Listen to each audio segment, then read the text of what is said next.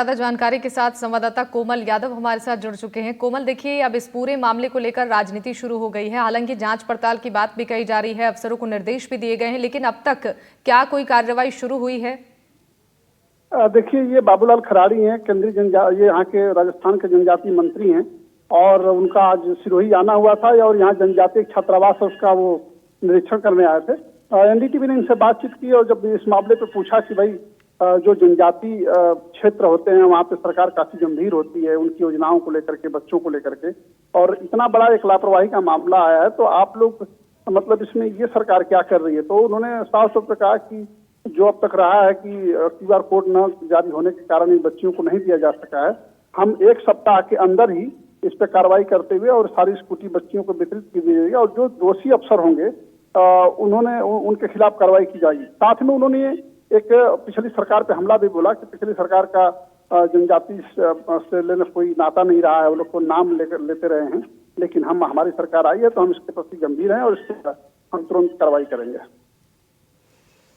बिल्कुल, देखिए कोमल, अभी लोकसभा विधानसभा चुनाव की वजह से ध्यान नहीं दे पाया गया इस पूरे मसले को लेकर, खराड़ी लाल की तरफ से कहा भी गया है, लेकिन अब समझने की कोशिश करें। बाबूलाल खराड़ी ने अब कह दिया है कि सख्ती से कार्रवाई की जाएगी, मेधावी छात्राओं को अब इसका फायदा मिल पाएगा। ऐसे में अब छात्राओं की तरफ से और परिजनों की तरफ से क्या कुछ कहा जा रहा है?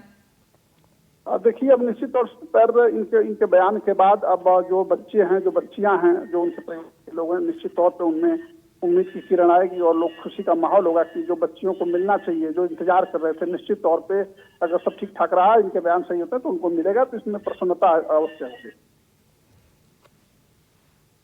ठीक है कोमल, आप हमारे साथ बने रहिएगा, हम आपसे आगे भी अपडेट लेंगे।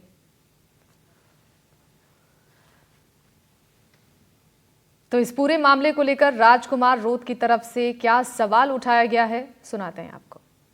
लेकिन बड़े दुख की बात है कि वर्तमान जिला प्रशासन और भजनलाल सरकार की मॉनिटरिंग सही तरीके से नहीं होने की वजह से आज बच्चियों को स्कूटी नहीं मिल पा रही है। बच्ची स्कूटी आ गई है, स्कूटी वहां पड़ी हुई है, वो धूल चाट रही है, लेकिन सरकार उन लाभार्थियों तक नहीं पहुंचा पा रही है।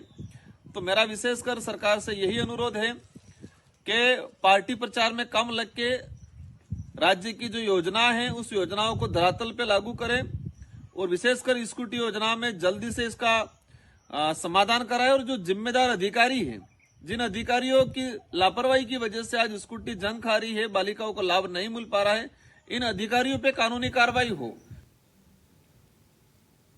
और हमारे साथ सुभाष मेहता बांसवाड़ा से लगातार बने हुए हैं। सुभाष, हमने सुना राजकुमार रोत इस पूरे मामले को लेकर जिस तरीके से उन्होंने कहा है कि अब इस कार्य योजना को लेकर शुरू किया जाएगा, एक बार फिर से लाभ देने का काम किया गया था, लेकिन इस बीच समझने की कोशिश करें तो क्या कुछ अब आरोप लगाए जा रहे हैं? आखिर क्यों इतनी देरी हुई?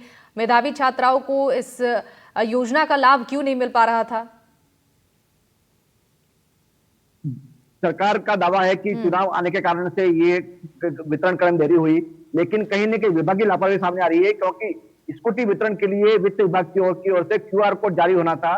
क्यूआर कोड जारी करने के लिए कोई आदेश जरूरी नहीं होता है, लेकिन ये नियमित प्रक्रिया होती है, लेकिन विभागीय लापरवाही के चलते ये क्यूआर कोड जारी नहीं हुए, जिसके चलते करीब 1.5 साल से ये स्कूटी खराब पड़ी हुई है और बच्चों को तो इसका वितरण नहीं किया गया। सरकार को यदि ध्यान में होता और क्यूआर कोड जारी हो जाता हो तो निश्चित रूप से वो समय रहते छात्राओं को उसका लाभ मिलता है और उसका जो स्कूटी जब ये जंग खा रही है वो भी खराब नहीं होती। ठीक है सुभाष, आपका बहुत बहुत शुक्रिया तमाम जानकारियों के लिए।